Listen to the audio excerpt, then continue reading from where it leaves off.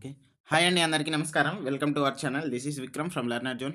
ఈరోజైతే మనం ఎయిత్ క్లాస్‌లో 21 lesson performing arts and artist in modern times అయితే నేర్చుకుంటున్నాం సోషల్‌లో. ఇక్కడ మనకు దీంట్లో చాలా మనకు అద్భుతమైనటువంటి మనమైతే టాపిక్స్ అయితే మన రియల్ లైఫ్‌కి సంబంధించి, అలాగే తెలుసుకోవాల్సినటువంటివి గూడా దీంట్లో నేర్చుకుంటున్నాం. ఓకే. మనకు ఇక్కడ స్టార్ట్ చేసుకున్నట్లయితే చూద్దాం. In this chapter, we will read about performing artists in the 20th century. By performing artists, we mean those who dance, sing, perform, plays, etc.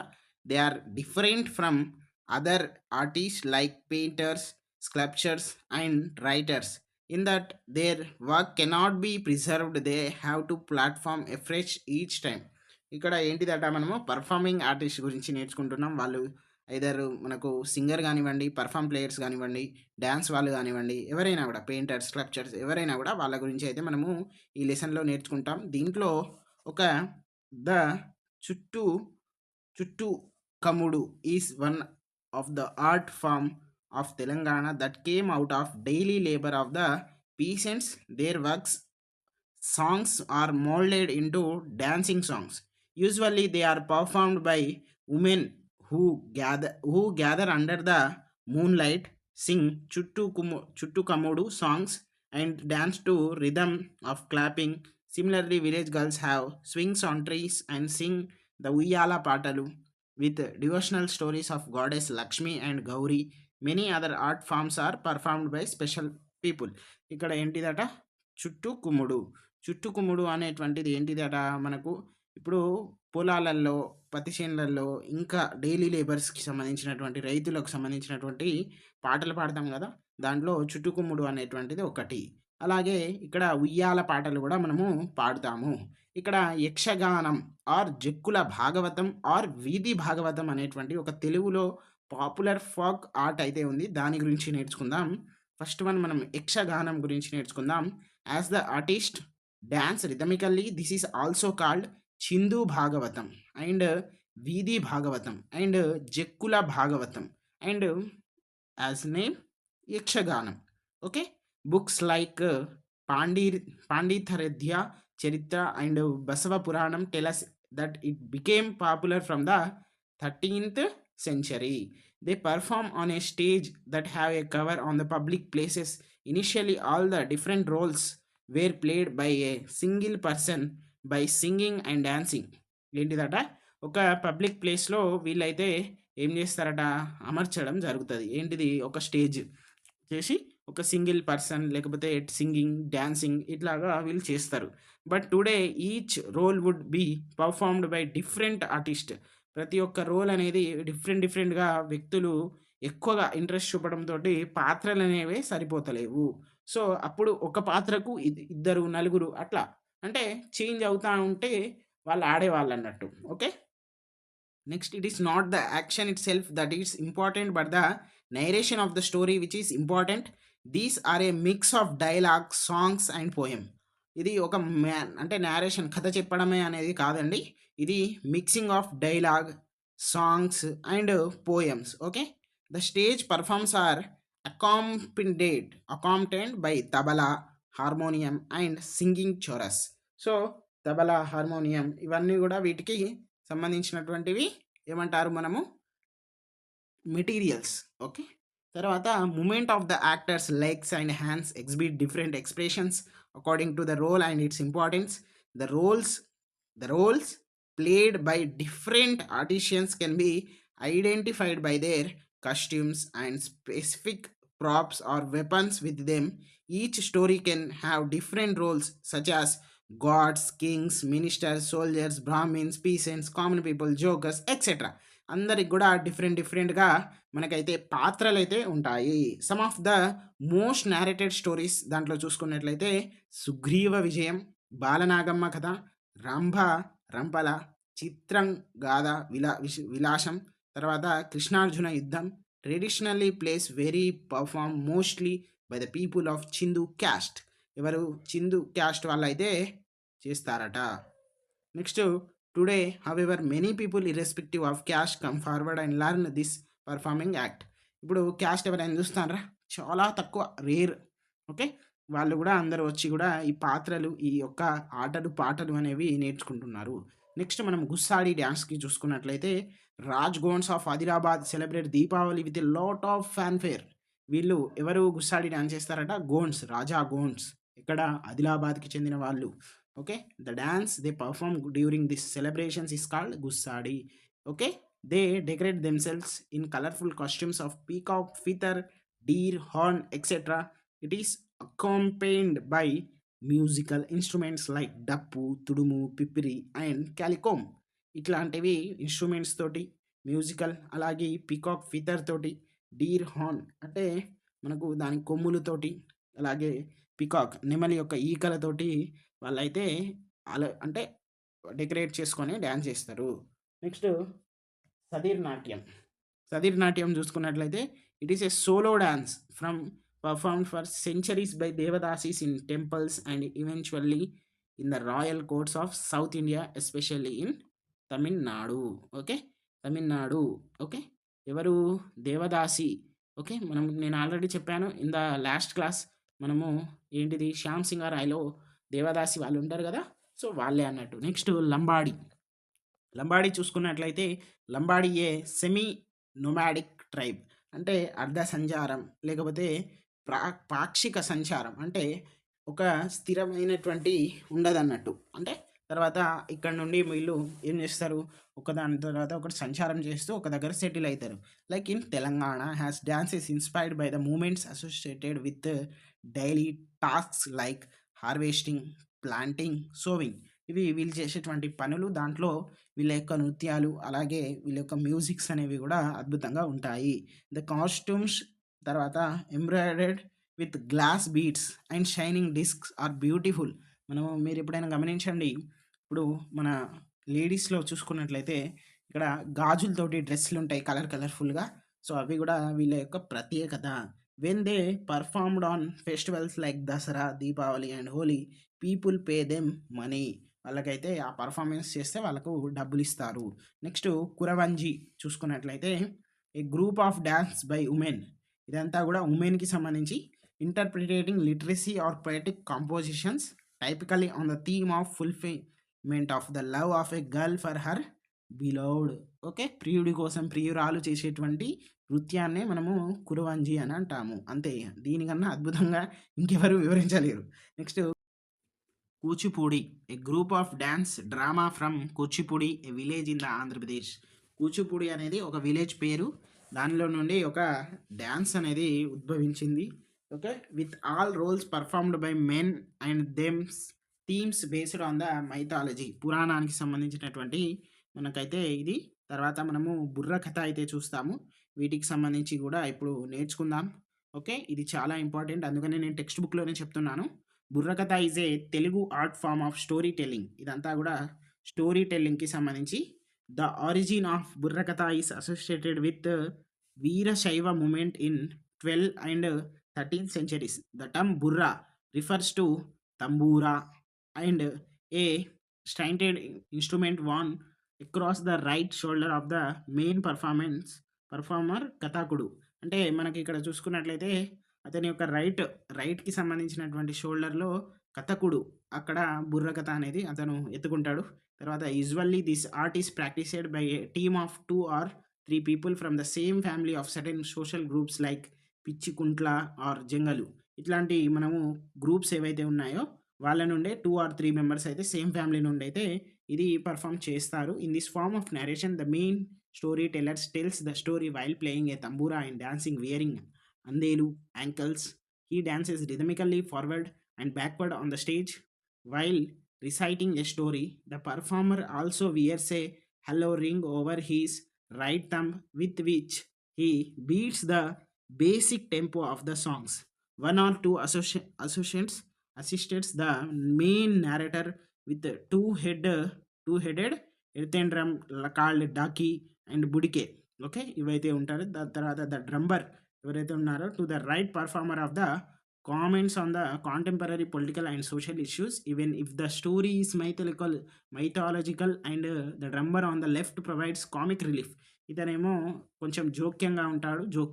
Joke అంటే జోక్ కొంచెం కామెడీ అలాగా కొంచెం రిలీఫ్‌గా. ఇతనేమో కాంటెంపరరీ ఇష్యూస్ మీద ఎక్కువగా పెర్ఫార్మెన్స్ అనేది చేస్తాడు. నెక్స్ట్ వినరా భారత వీర కుమార విజయం మనదేరా తందానా తానా ఇట్లా అయితే కొన్ని మనమైతే చూస్తాం బుర్రకథలో. అలాగే ఇక్కడ చూసుకున్నట్లయితే మెయిన్ కథకుడు అనేది ఇంట్రొడ్యూస్ చేస్తాడు. తర్వాత ఒకదాని తర్వాత ఒకరు వస్తారు. ఓకే. తర్వాత మళ్ళీ Burrakatha is performed mostly during Dasara or Sankranti festival seasons. ఎప్పుడు పర్ఫార్మ్ చేయొచ్చు అని కూడా అనొచ్చు. అంటే మనకు టెక్స్ట్ బుక్ ఆధారితం కాబట్టి టెక్స్ట్ బుక్‌లో ఏదైతే ఉందో దాంట్లో ఆలుంటే ఆలే ఆన్సర్ అయితది. దాంట్లో ఏది ఉంటే అది రైట్ అయితది. అది రాంగ్ అని నీకు తెలిసినా గానీ టెక్స్ట్ బుక్‌లో ఉన్నది అంతే. అట్లా ఉంటదన్నట్టు. Okay. Mostly mythological stories from epics like Ramayana and Bharat, Mahabharata and some stories like kings of Kamboja Raju Katha, Bobbili కథ, పల్నాటి కథ, కాటమరాజు కథ ఇవన్నీ కూడా చెప్తారు. ఓకే. తర్వాత Nazar performed many Burrakathas during the Telangana movement. The Telangana artist also began to compose and perform new Burrakathas to campaign among people. The more notable among these were Tirunagiri Ramanjaneyulu, Telangana Veera Yodhulu, తర్వాత ఆదురి అయోధ్య రామాస్, నిజాం విపోలం, SK Chaudhary's గారి Kasim Razvi and Sunkara Satyanarayana's Kashtajeevi. This Burrakathas focused on the socio economical problems of the people and heroic deeds of the leaders of the movement. For the example, Sunkara Satyanarayana's Telangana's was written in 1944. ఇప్పుడు చప్పుడు వచ్చింది, నేను దోమ కొట్టిన, మళ్ళీ ఏమనుకోకండి, వేరే ఏం చప్పుడు రాలేదు మీ దగ్గర. Okay. It is focused on the heroism of Shaik Bandagi. ఇతన్ని మనకు ఫ్యూడలిజం ఏంటిది, మన ఫ్యూడల్ ల్యాండ్ లార్డ్ ఎవరు విష్ణురి దేశ్ముఖ్ గారికి వ్యతిరేకంగా పోయి కోర్టులో కేసేస్తాడు, గెలుస్తాడు. అది ఆయనకు నచ్చదు, ఇట్లా చంపేస్తాడు. ఇది మనం ఆల్రెడీ ప్రీవియస్ లెసన్స్లో నేర్చుకున్నాము. వాటి కథలు కూడా చెప్తారు. తర్వాత presently Burrakatha troupes are been patronized by the government for creating awareness on various social issues like literacy, AIDS, etc. Burrakatha performance are broadcast on TV, but the traditional performance have left this art as their places has been taken over by the other forms of entertainment have no more patrons in the villages. వాళ్ళ యొక్క ఆ స్థానాన్ని వేరే వాళ్ళు తీసుకున్నారు. ఇప్పుడు అంతా కూడా టీవీలో చూస్తున్నాను కానీ లైవ్లో ఎవరు చూస్తలేడు అని అయితే చెప్పడం జరిగింది. ఇదైతే మనకు తోలుబొమ్మలాట. దీని గురించి ఇప్పుడు నేర్చుకుందాం.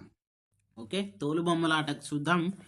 పెప్పెట్ షో అంటాం కదా, ఇదే. ఇక్కడ యానిమల్ స్కిన్స్ తోటి చేస్తారు. అలాగే ట్రావెలింగ్ ఆర్టిస్ట్స్ ఉంటారు. అంటే ఇందులో అట్లీస్ట్ 2 ఉమెన్ ఉండాలి. ఎందులో అంటే 8 to 12 ఆర్టిస్ట్ ఉంటారు. దాంట్లో అట్లీస్ట్ 2 ఉమెన్ ఉండాలి. అట్లీస్ట్ 2 మెన్ అయినా ఉండాలి. అంటే the dominance of women or men అప్పుడు. సో ఇదైతే ఉంటుంది. నెక్స్ట్ భరతనాట్యం గురించి చూసుకున్నట్లయితే ఇది ఓకే. భరతుడు రాసినటువంటి బుక్కు నాట్యశాస్త్ర. ఓకే. దాంట్లో భరతనాట్యం గురించి అయితే కొంచెం బాగా బ్రాడ్గా చెప్పడం జరిగింది. అండ్ భరతనాట్యం యొక్క స్ప్రింగ్స్ అంటే అవి రూట్స్ అనేవి సదిర్ నాట్యం నుండి రావడం జరిగింది అని కూడా దాంట్లో ఉంది. నెక్స్ట్ తమిళనాడుకు చెందినటువంటి ఫేమస్గా భరతనాట్యం అనేది పేరు పొందింది. తర్వాత దేవదాసీస్కి చూసుకున్నట్లయితే దాసి అంటే స్లేవ్ ఆఫ్ గాడ్, అంటే భగవంతుని యొక్క దాసి అన్నట్టు.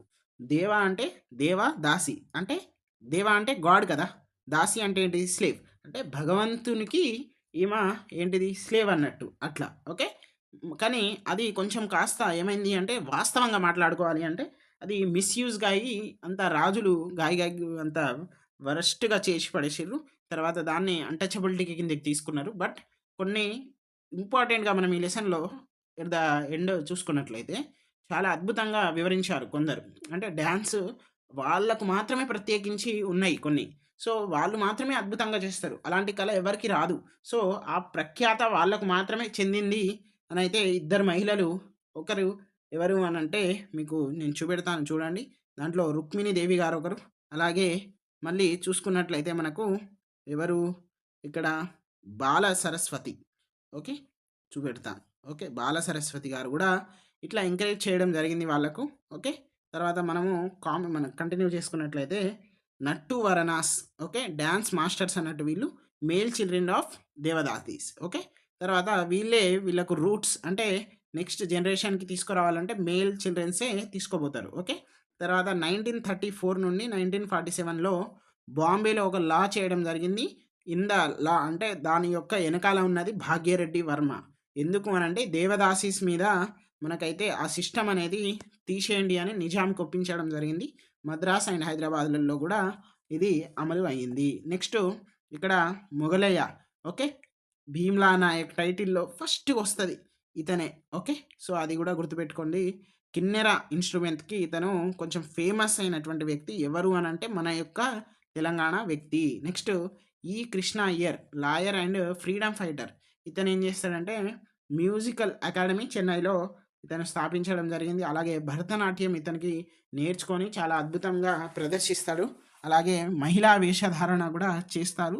నెక్స్ట్ మనము ఇంకొకటి ఇక్కడ ఒకటి బల్లేరిన అన్న పావల్వా అనేవారు వెస్టర్న్ ఆర్టిస్ట్స్ అండి. అంటే వేరే మన కాదు యూరోపియన్ లాగా.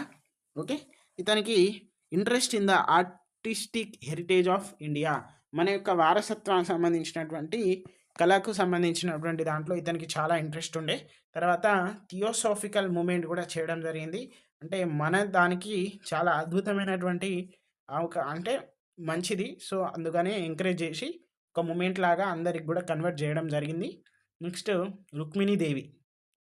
Rukmini Devi trained in ballet under a people of Anna Pavel's but he advised to classical dance Bharatanatyam. ఇక్కడ అడ్వైస్ ఇచ్చింది కూడా ఇతనే. నెక్స్ట్ డెబ్యూట్ ఎప్పుడు చేసిందంటే 1935 మద్రాసులో.